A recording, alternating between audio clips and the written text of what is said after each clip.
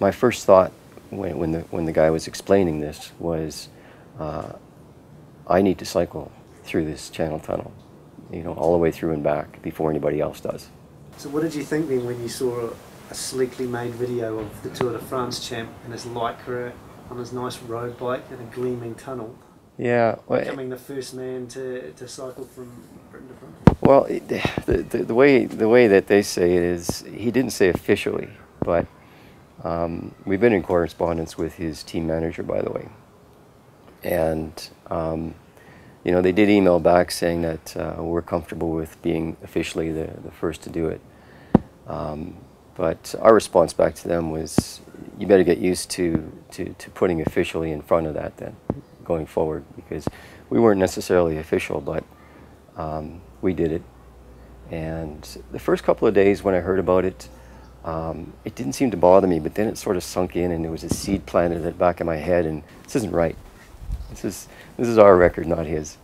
I appreciate what Chris did, and you know, with all the you know, the support vehicles and everything, but he cycled one way. He cycled from the UK to France, and we had no means of getting back other than to cycle back ourselves. So we went there and back.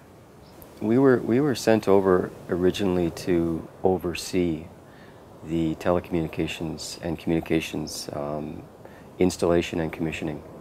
It probably started with me. I took my bicycle with me as part of my luggage to the UK when I went there, just for, I guess, for exercise.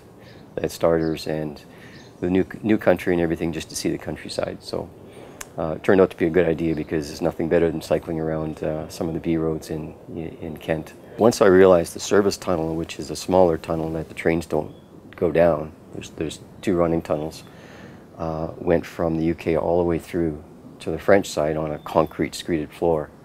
And this tunnel is about 10 to 12 feet in diameter. I went with another guy, his name is Mike Turner.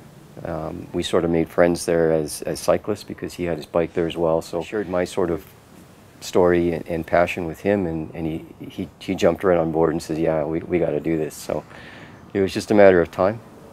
What I do remember is when we got to the French side, I was hungry for sure. It was a long day and thirsty, and we were fairly exhausted, so we had to take a bit of a break.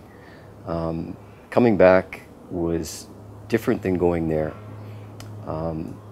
We sort of just put our heads down and said, okay, we made it there, now we need to get back somehow, as quickly as possible. So we put our heads down, slipstream each other, you know, taking turns. On the way back, I remember after the 5 hours being very exhausted. It was a tough day, for sure.